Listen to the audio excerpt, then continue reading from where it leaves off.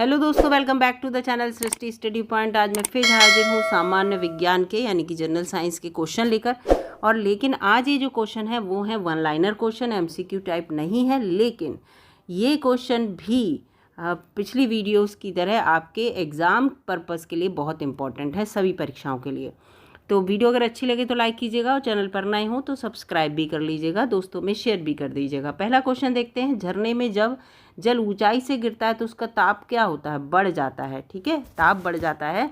ये जो है इसका मतलब ये है, देखिए जब यहाँ से मान लीजिए झरना ये गिर रहा है इस तरह से ऊपर से, तो ऊपर ताप जो है यानी कि यहाँ पर पानी ठंडा होगा कंपैरेटिवली यहाँ के, तो ये चीज़ यहाँ पर कही गई है। अगला प्रश्न है, केल्विन तापमापी में बर्फ़ का गलनांक कितना होता है? अगर केल्विन में नापेंगे तो 273 केल्विन होता है, लेकिन डिग्री सेंटीग्रेड में 0 डिग्री सेंटीग्रेड होता है। गलनांक की बात हो रही है जहाँ पर बर्फ़ गलना स्टार्ट कर दे, 0 डिग्री पर गलना स्टार्ट कर देता है, माइनस में जाता है तो वो पानी बर्फ़ के रूप में बनना स्टार्ट होता है। बॉटनी शब्द की उत्पत्ति किस भाषा से हुई थी? किस भाषा के शब्द से हुई? तो वो ग्रीक भाषा का शब्द था बॉटनी। फिर है क्यूरी किसकी इकाई है? क्यूरी जो है वो रेडियो एक्टिव धर्मिता की इकाई है, जिसमें जो एटम होता है उसके एक्सप्लोजन से जो ऊर्जा उत्सर्जित होती है, रेडियो एक्टिव धर्मिता इसे कहते हैं। तो क्यूरी इसकी इकाई है। अगला है, किस रंग की तरंगदैर्घ्य सबसे कम होती है? बैंगनी की होती है 400 नैनोमीटर, और सबसे ज़्यादा जो होती है वो लाल रंग की होती है तरंगदैर्घ्य। इसके बाद अगला प्रश्न है, कमरे में रखे हुए रेफ्रिजरेटर का अगर हम दरवाज़ा खोल दें कमरे में और सोचें कि हमारे कमरे का जो तापमान है वो ठंडा हो जाएगा, एसी जैसा फील होगा, तो ऐसा बिल्कुल नहीं है। कमरे का ताप जो है बढ़ जाएगा, कमरे का ताप बढ़ जाएगा। क्यों? क्योंकि देखिए इसके पीछे से जो गर्म हवा निकलेगी वो भी रूम में ही रहेगी, तो इस चीज़ को आप ध्यान रखिएगा। इंद्रधनुष में कितने रंग होते हैं? बहुत कॉमन सा 7 रंग होते हैं इसमें। अगला प्रश्न, इस तरह के क्वेश्चन आते हैं और बच्चा कंफ्यूज होता है, इतना सरल क्वेश्चन कैसे आ गया, तो गड़बड़ कर देते हैं। चंद्रमा पर एक बम विस्फोट अगर होता है तो उसकी आवाज़ पृथ्वी पर सुनाई नहीं देगी। चंद्रमा पर वायुमंडल ना होने का कारण क्या है? उसका पलायन वेग है। वायुमंडल ना होने का कारण पलायन वेग है। अगला है, यदि किसी सरल लोलक की लंबाई को हम 4% बढ़ा देते हैं, कोई लोलक है इस तरह से, उसकी लंबाई को हमने 4% बढ़ा दिया, तो आवर्तकाल जो यहाँ से लोलक इधर की तरफ जा रहा है इधर की तरफ जा रहा है, ऐसे ही तो जाता है जब इसे लोलक को छोड़ते हैं इधर से उधर, तो 2% उसकी आवर्तकाल जो है बढ़ जाएगा। इसके बाद है, एक लड़की जो है झूला झूल रही है, उसके पास एक अन्य लड़की और बैठ जाती है उसी झूले पर, तो झूले का आवर्तकाल जो है वो अपरिवर्तित रहेगा। आप सोचें जैसे ये यहाँ पर इस तरह से झूला है, उस पर एक लड़की पहले से ही बैठी है, अब दूसरी एक और बैठ गई, तो उसका जो आवर्तकाल है झूले में हम जो इधर से उधर जा रहा है तो वो अपरिवर्तित रहेगा। यहाँ पर है, हम रेडियो की घुंडी घुमाकर विभिन्न रेडियो के स्टेशनों के प्रोग्राम सुन लेते हैं कि विविध भारती है, ये इतने दशमलव इतने पर बोल रहे हैं, तो ये क्यों कैसे वो संभव हो पाता है? तो ये अनुनाद रेजोनेंस के कारण संभव हो पाता है। ठीक है, अनुनाद होता है जो एक डिस्टेंस से दूसरे डिस्टेंस तक लंबी ध्वनि जो जाती है उसके बारे में बात हो रही है यहाँ पर, जो तरंगे जाती हैं। वेंचुरी मीटर इंपॉर्टेंट क्वेश्चन है, इस तरह के क्वेश्चन आते हैं कि हमारे ये मीटर तो हमने कभी नहीं सुना।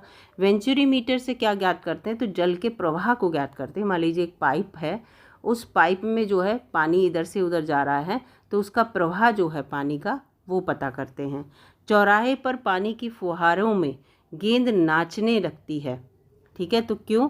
क्योंकि पानी का वेग जब बहुत तेज होता है फुहार में तो दाब कम हो जाता है, दाब घट जाता है, और जब प्रेशर ना होने पर गेंद अगर पानी में है तो वो प्रेशर नहीं है तो रुकेगी नहीं एक जगह, वो घूमती ही रहेगी। तो यहाँ पर ये है। अगला है, दूरदृष्टि दोष से पीड़ित व्यक्ति, दूरदृष्टि दोष है लेकिन इसका ऑपोजिट होता है, उसे निकट की वस्तुएं नहीं दिखाई देती। अगर यहाँ निकट दृष्टि दोष होता तो उसे दूर की वस्तुएं नहीं दिखाई देती। ठीक है, इस तरह से है। किताब के ऊपर रखे किसी लेंस को अगर हम ऊपर की ओर उठाने पर उस पर जो छपी हुई अक्षर हैं उनका आकार बढ़ता हुआ दिखता है। बच्चे ये खेल खूब करते हैं, अगर लेंस से आप देखोगे बड़े बड़े अक्षर दिखते हैं किताबों में, तो वो लेंस किस तरह का? वो लेंस उत्तल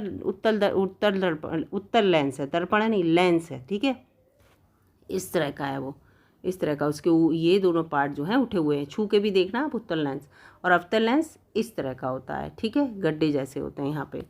तो ये यदि किसी लेंस के अक्षर जो हैं उनका आकार अगर छोटा दिख रहा है तो उसको ऑपोजिट होगा, वो अवतल लेंस होगा। तारे कैसे टिप टिपाते हैं? तो तारे जो हैं अपवर्तन के कारण टिमटिमाते हैं, यानी कि रोशनी जाएगी वो वापस होके आ रही है तो ये अपवर्तन कहलाता है। तो अपवर्तन के कारण तारे जो हैं वो टिमटिमाते हैं।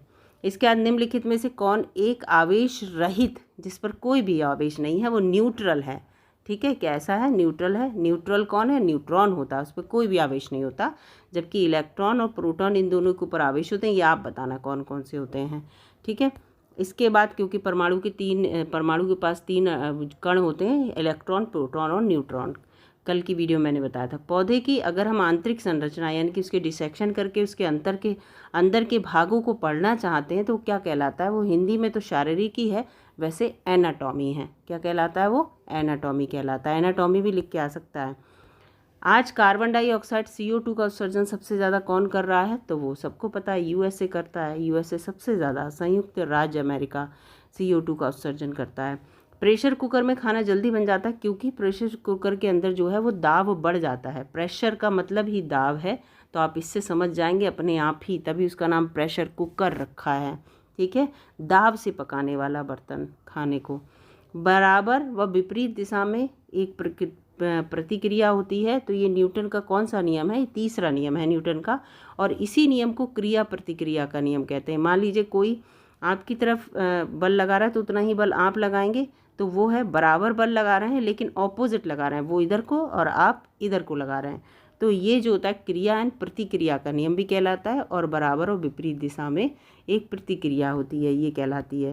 तावा जो है उसका शत्रु तत्व गंधक होता है, जिसे सल्फर कहते हैं। क्यों होता है शत्रु तत्व? क्योंकि कॉपर जो अगर गंधक के साथ मिला दी जाए तो वो कॉपर सल्फेट बना लेता है। ठीक है, कॉपर सल्फेट बना लेता है, क्योंकि ये सल्फर है ना, कॉपर सल्फेट बना लेता है। इससे कॉपर जो होता है, ये तावा जो है वो काला पड़ जाता है। काला पड़ने के बाद कमज़ोर भी पड़ जाता है, इसलिए ये इसका शत्रु तत्व है। इसको तावे को ख़राब करने का काम कौन करता है? गंधक करता है। ठीक है, सल्फर, तो इसलिए इसका शत्रु है। तो ये 24 क्वेश्चन मैं यहाँ पर लेकर आई थी। अगर ये क्वेश्चन आपको अच्छे लगे तो लाइक कीजिएगा और वीडियो अपने दोस्तों में शेयर भी कर दीजिएगा, और पहली बार देख रहे हैं तो सब्सक्राइब भी कर लीजिएगा चैनल को।